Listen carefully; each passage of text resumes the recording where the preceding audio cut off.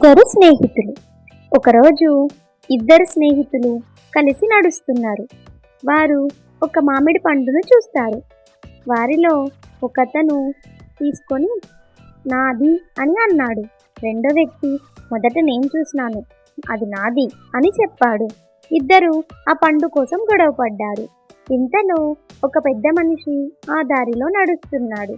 వారు తమ గొడవను అతనికి నివేదించారు. అతను మామిడి పండును తన చేతిలోకి తీసుకొని కొద్దిసేపటి తర్వాత అతను తన తీర్పు ఇవ్వకుండా మామిడి పండును తినడం ప్రారంభించాడు. ఇద్దరు స్నేహితులు ఆశ్చర్యపోయారు మరియు అతను ఏం చేస్తున్నాడు అని ప్రశ్నించారు.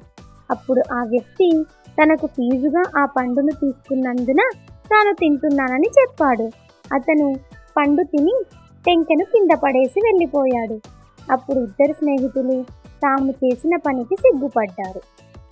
ఈ కథలోని నీతి: సంఘర్షణలో బుద్ధి కోల్పోతే సమాధానం దొరకదు, నష్టం తప్పదు.